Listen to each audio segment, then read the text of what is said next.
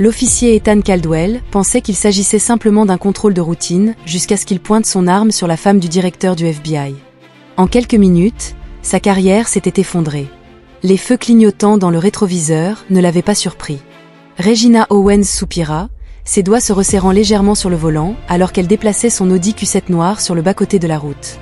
Les maisons qui bordaient la rue tranquille de Brentwood, dans le Tennessee, se dressaient hautes et impeccables, leur pelouse bien entretenue se prélassant sous la lumière du début de soirée.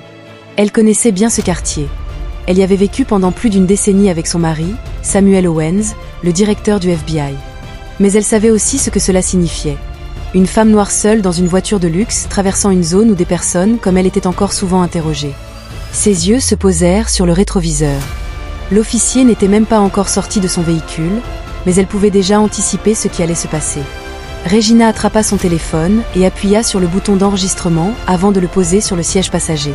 Elle ne s'attendait pas à ce que cela devienne viral, mais elle savait qu'il valait mieux ne pas se fier à la version des événements de quiconque d'autre. Puis, la portière de la voiture de patrouille s'ouvrit. L'officier Ethan Caldwell sortit, dégageant une autorité arrogante acquise au fil d'années de pouvoir incontrôlé. Dans la fin de sa quarantaine, il était grand, large d'épaules, avec un visage qui semblait n'avoir pas souri depuis des années. Son uniforme était impeccable, son badge brillant, et sa ceinture chargée de tous les outils d'intimidation. Il s'approchait lentement, chaque pas étant délibéré, sa main déjà près de son étui. Regina expira par le nez, le moment était venu.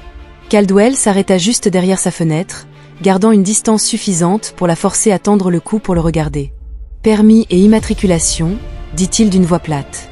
Regina garda les mains sur le volant. « Pourquoi m'as-tu arrêté ?»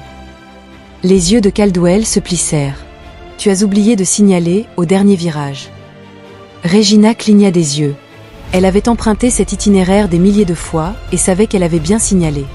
Elle hocha lentement la tête, plus pour elle-même que pour lui. « D'accord, » répondit-elle. « Mon permis et ma carte grise sont dans mon sac à main. Je vais les chercher maintenant. » Caldwell ne répondit pas tout de suite. Il fixa son visage, puis ses yeux se posèrent sur un blazer sur mesure, un délicat bracelet en or à son poignet, et des ongles bien entretenus. Il l'évaluait lentement, un sourire narquois se dessinant sur ses lèvres. « Vas-y, mais fais attention. » Regina lutta contre l'irritation instinctive qui montait en elle, ayant déjà joué à ce jeu. Elle tendit prudemment la main et lui remit les documents. Caldwell les prit sans un mot, mais au lieu de les examiner, il resta là à la regarder, attendant. Regina laissa le silence s'étirer, puis finalement, il jeta un coup d'œil à son permis. Son expression vacilla un instant, mais il se reprit rapidement. « Tu habites par ici ?» demanda-t-il nonchalamment, comme s'il faisait la conversation dans une épicerie. La mâchoire de Regina se serra. « Oui, à environ 3 kilomètres d'ici. » Caldwell claqua sa langue. « Vraiment ?» Il regarda à nouveau l'adresse. « Qu'est-ce qui t'amène par ici ?» Regina rit doucement, secouant la tête. « Je ne savais pas que j'avais besoin d'une raison pour conduire dans mon propre quartier. » Les yeux de Caldwell se posèrent à nouveau sur elle, son sourire narquois s'estompant. « Madame, je fais juste mon travail. » Regina croisa son regard. « Non, tu ne le fais pas. » Ces mots résonnèrent comme une gifle. La posture de Caldwell se raidit, ses épaules se carrant, ses doigts tressaillirent près de son étui. L'atmosphère dans la voiture changea, un léger mouvement, mais Regina remarqua le passage de l'arrogance à quelque chose de plus menaçant. « Faites attention avec cette attitude, » dit Caldwell d'une voix basse. « Tu rends cela beaucoup plus difficile que nécessaire. » Regina pencha la tête, son cœur battant la chamade, mais son expression demeurait calme. « Comment est-ce que je rends cela plus difficile, exactement ?» Caldwell la fixa, le moment s'étira trop longtemps, puis avec un ricanement, il se retourna et regagna sa voiture de patrouille, tenant toujours ses papiers. Regina prit une profonde inspiration, pressant ses mains contre le volant en cuir pour se recentrer. Elle avait déjà rencontré ce type auparavant, il voulait le contrôle, il voulait qu'elle se sente petite, mais elle ne se sentirait pas ainsi, pas aujourd'hui. Elle jeta un coup d'œil à son téléphone, toujours en train d'enregistrer. Elle avait le pressentiment qu'elle en aurait besoin, mais Caldwell n'avait pas encore terminé. Ethan Caldwell était assis dans sa voiture de patrouille, fixant le permis dans sa main. Regina Owens, ce nom ne lui était pas familier, mais quelque chose dans l'adresse le fit s'arrêter. Il jeta un coup d'œil dans le rétroviseur, plissant les yeux sur l'Audi noir, toujours garé sous la lueur dorée d'un lampadaire. Elle n'avait pas l'air nerveuse, ce qui l'irritait. La plupart des gens, surtout les femmes, étaient troublés lors d'un arrêt. Ils trébuchaient, leurs mots se précipitaient pour obéir, désireux d'éviter les ennuis. Mais elle était là, calme et contrôlée, comme si elle n'avait pas peur de lui. Cela le dérangeait plus qu'il ne l'aurait dû. Il n'était pas un mauvais policier, il avait été dans la police pendant plus de 20 ans et avait toujours fait son travail correctement. Il avait une réputation stricte, sans bêtises, respectée. Il ne contournait pas les règles, ne perdait pas de temps en bavardage, et certainement pas avec des personnes qui pensaient être au-dessus d'être interrogées. Ethan expira par le nez, serrant toujours son permis. Elle avait juste assez défié son autorité pour le tester, avec ce sourire narquois dans sa voix, la façon dont elle ne s'était pas précipitée pour s'expliquer, la manière dont elle le regardait sans une once de peur. Elle savait quelque chose qu'il ignorait. Ses doigts tambourinaient contre le tableau de bord. Une femme comme elle dans une voiture comme ça, dans un quartier comme celui-ci, quelque chose n'allait pas, c'était peut-être juste de l'instinct. Mais Ethan avait appris au fil des années que son instinct ne se trompait jamais. Il regarda l'ordinateur fixé à son tableau de bord et entra son nom, Regina Owens, mariée, sans casier judiciaire, sans antécédents, rien qui lui donnât une raison d'insister. Pourtant, son instinct lui disait qu'il devait le faire. Sa radio crépitait. Unité 22, vérifiez l'état. Ethan décrocha le combiné. Contrôle routier de routine, pas de renfort nécessaire. Une pause, puis le répartiteur répondit « Copie, unité 22 ». Ethan reposa le combiné, fixant à nouveau l'écran de l'ordinateur. Il n'y avait rien là, aucune raison d'aggraver la situation, et pourtant il le voulait, car quelque chose chez elle était trop calme, trop sûr d'elle. Les gens ne sont pas censés être confiants lorsqu'ils sont arrêtés. Ils sont censés être nerveux, c'est ce qui les empêche de devenir un problème. Ses yeux revinrent à Lodi, elle était toujours assise là, sa silhouette détendue. Ethan serra la mâchoire, il ne pouvait pas la laisser partir en pensant qu'elle avait gagné. Sa décision était prise avant même qu'il ne s'en rende compte. Il glissa le permis et la carte grise sous son bras, poussa la portière et sortit. Ses bottes frappèrent le trottoir avec un bruit sourd alors qu'il se dirigeait vers sa voiture, plus lentement cette fois, plus délibérément. Il s'arrêta à sa fenêtre à nouveau. Regina tourna la tête, son expression toujours indéchiffrable. Tout allait bien. L'agent Ethan l'observa pendant un moment, puis il se pencha légèrement, posant ses mains sur le cadre de la portière de sa voiture. « Tu dois aller quelque part », demanda-t-il d'une voix douce, mais teintée de quelque chose de plus lourd. Regina cligna des yeux une fois à la maison. Ethan laissa échapper un lent soupir, laissant le silence s'installer entre eux, puis il fit quelque chose qui, il le savait, la mettrait en colère. Il afficha un sourire narquois, étrange. « Tu ne ressembles pas à quelqu'un qui vit dans ce quartier. » Il observa le changement dans son expression. C'était subtil, juste un changement dans ses yeux, une lueur de quelque chose derrière eux, pas peur, mais quelque chose de plus froid. Regina inspira par le nez, expira par la bouche lentement et de manière contrôlée. « Et tu ne ressembles pas à un policier qui suit le protocole, » répondit-elle d'une voix égale. Le sourire narquois sur le visage d'Ethan faiblit un instant, mais il se reprit. Ses doigts tambourinaient contre le toit de sa voiture. Il pouvait sentir le poids de son étui sur sa hanche, le badge sur sa poitrine, les années de pouvoir qui n'avaient jamais été remises en question jusqu'à présent. Elle avait eu de la chance ce soir-là, pensa-t-il, mais il ne la lâchait pas pour l'instant. Le pouls de Regina restait stable, mais elle pouvait sentir le changement dans l'air.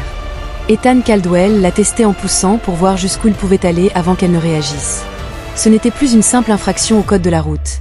Elle avait déjà rencontré des hommes comme lui auparavant, des officiers qui brandissaient leur badge comme une arme, qui ne s'intéressaient pas à faire respecter la loi mais à imposer l'obéissance, le genre de personnes qui avaient besoin de rappeler aux gens, surtout aux gens comme elle, qui avaient le contrôle.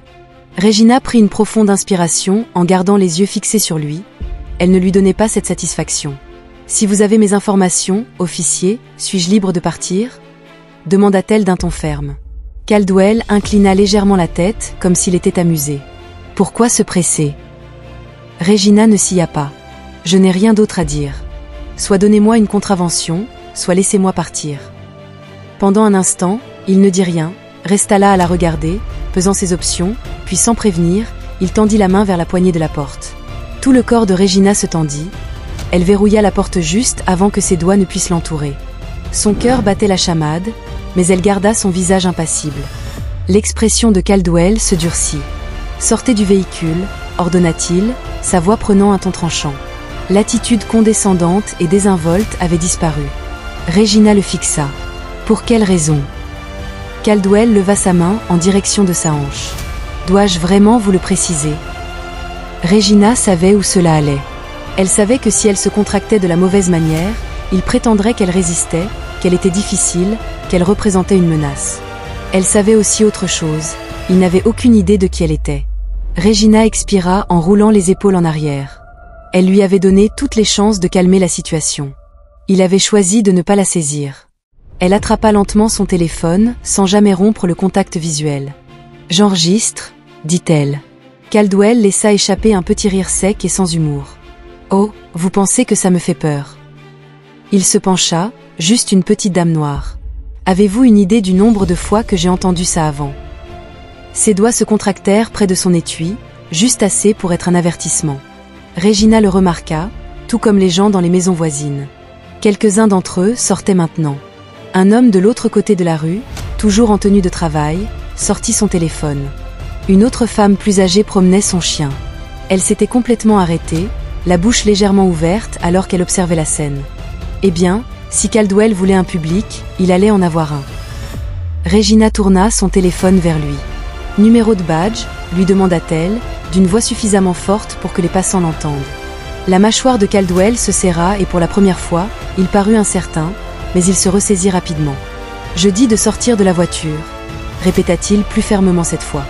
Regina ne bougea pas. « Tu refuses d'obtempérer ?» insista-t-il. Elle soutint son regard imperturbable.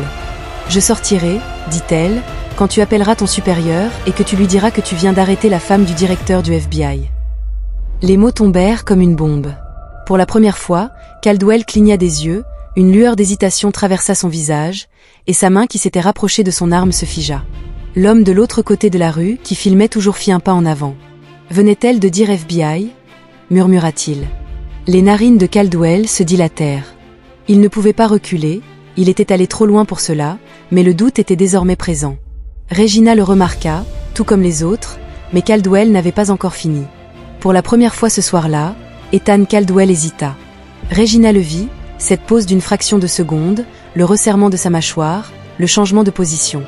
Elle avait brisé quelque chose. Mais l'hésitation ne signifiait pas qu'elle allait reculer. Il redressa ses épaules affaissées. Elle était sortie de la voiture, mais Regina ne bougea pas. Son téléphone continuait d'enregistrer, à la disposition de tous ceux qui observaient. « J'avais demandé à ton supérieur. » Elle lui avait rappelé, d'un ton calme mais ferme. « À moins que tu n'aies un motif valable.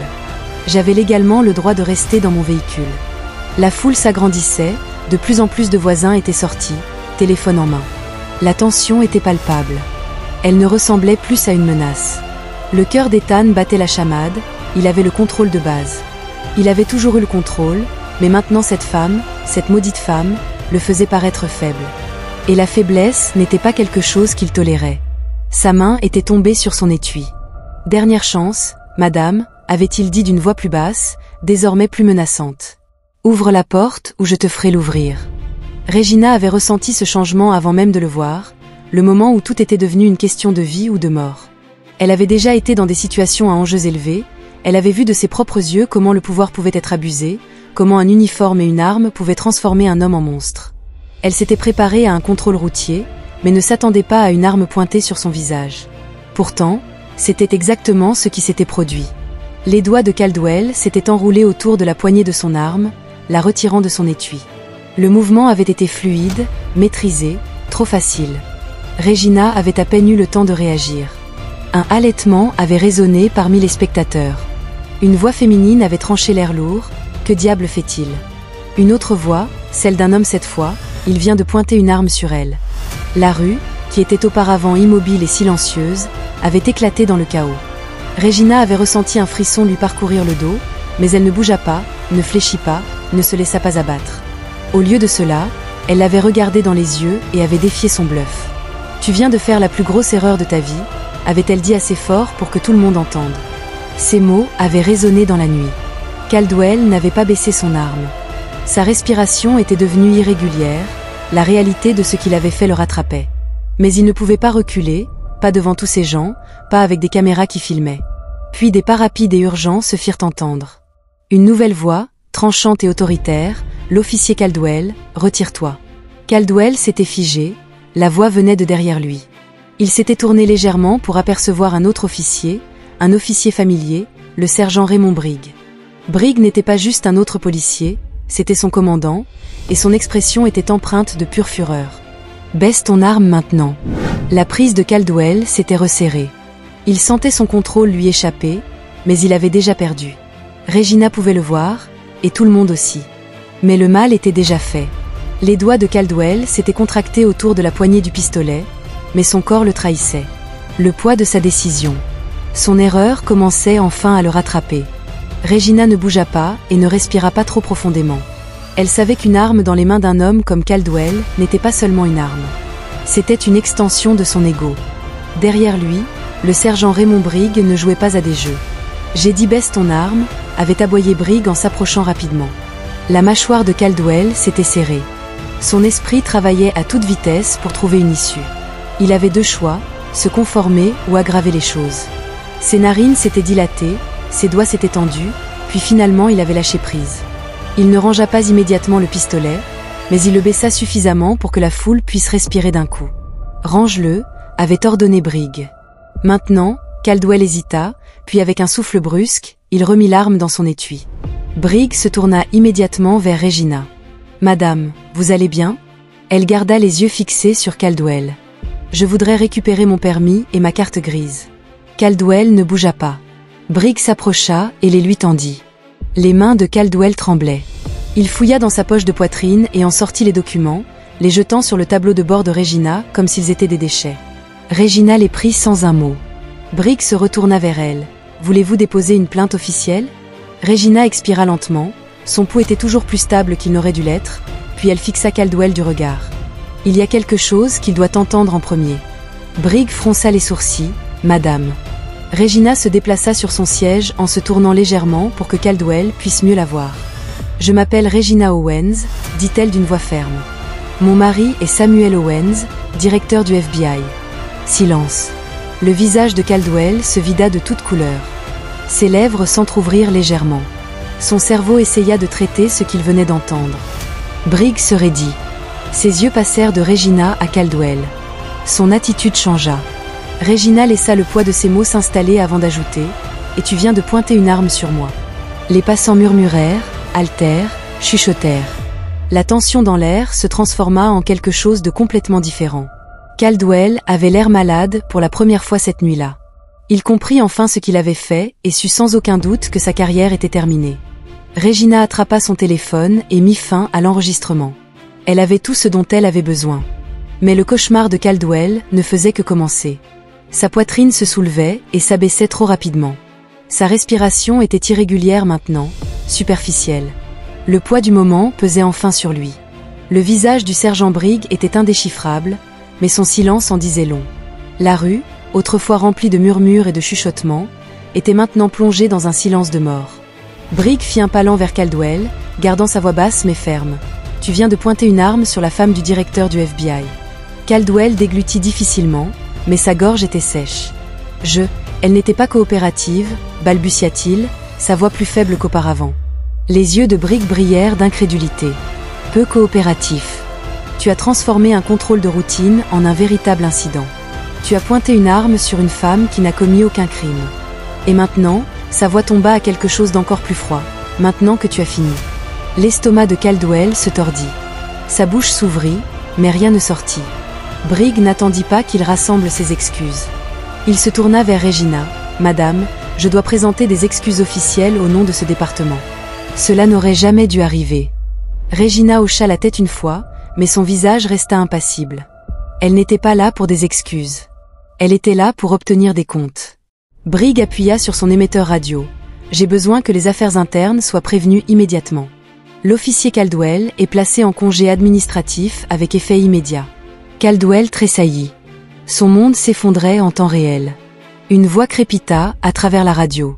Le sergent Brigg se retourna vers Caldwell, badge et arme maintenant. Le pouls de Caldwell tonnait dans ses oreilles. « Attendez. » Je sais maintenant que Caldwell savait qu'il ne fallait pas discuter. Ses doigts tâtonnèrent avec le fermoir de son étui alors qu'il décrochait sa ceinture, retirant son arme. Il se sentait mal de la remettre, mais le regard dans les yeux de Brigg lui disait qu'il n'y avait aucun moyen de s'en sortir. Ses mains tremblaient alors qu'il détachait son badge, le même badge qu'il avait porté avec fierté pendant plus de 20 ans. Il plaça les deux objets dans la main tendue de Brigg, mais au moment où ils quittèrent sa prise, il eut l'impression que toute son identité lui avait été arrachée. Briggs fit un signe de tête sec. « Vous êtes relevé de vos fonctions en attendant l'enquête, quittez les lieux maintenant. » Caldwell serra la mâchoire, la rage, l'humiliation, l'incrédulité pure et simple brûlait en lui, mais il savait qu'il n'y avait pas de combat, pas ici, pas maintenant. Il se retourna, évitant les yeux de la foule, évitant les caméras qui filmaient toujours. Regina le regarda partir, observant la chute d'un homme qui se croyait intouchable, mais la tempête n'était pas encore terminée. Regina regarda Caldwell s'éloigner, le dos raide, les poings serrés, un homme qui avait passé sa carrière à exercer le pouvoir comme une arme, venait d'en être dépouillé devant tout un quartier. La foule n'applaudit pas, il n'y eut pas de célébration, juste le lourd silence de ce qui avait failli se produire. Briggs se tourna vers Regina. « Souhaitez-vous porter plainte ?»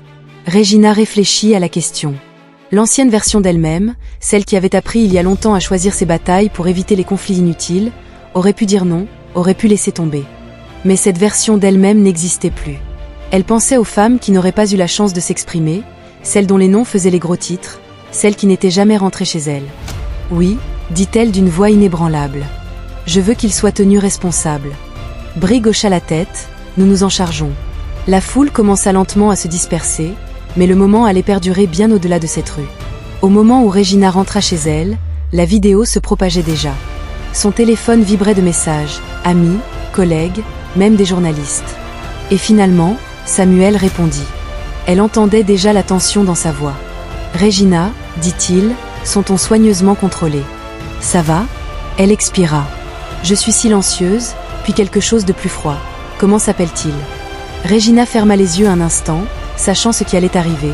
C'est déjà en cours de traitement. Samuel ne répondit pas tout de suite, car il passait déjà ses propres appels. Le matin, Ethan Caldwell était aux informations nationales. Son nom était à tous les gros titres. Ses actions étaient décortiquées dans toutes les salles de rédaction. Les images de lui pointant une arme sur une femme non armée. Notre femme, le directeur du FBI, était partout. Regina, elle n'était pas seulement une victime dans cette histoire. Elle nous rappelait que le pouvoir ne rend pas intouchable. Que la responsabilité vient, tôt ou tard, et peu importe qui vous êtes, peu importe votre badge, votre titre ou vos années de service, il y a des limites à ne pas franchir. Regina était assise au bord de son lit, le poids de la journée s'installant enfin. Elle était rentrée chez elle, mais trop d'autres ne l'avaient pas fait. Elle jeta un coup d'œil à son téléphone face au flot de soutien et d'indignation des gens qui exigeaient justice. Et pour la première fois cette nuit-là, elle se laissa respirer parce que cette fois, la bonne personne avait perdu. Si vous croyez que la responsabilité est importante, partagez cette histoire, laissez les gens voir la vérité, faites-leur savoir que le pouvoir ne devrait jamais être utilisé pour faire taire les innocents. Si vous ne l'avez pas déjà fait, abonnez-vous pour recevoir d'autres histoires vraies qui doivent être entendues.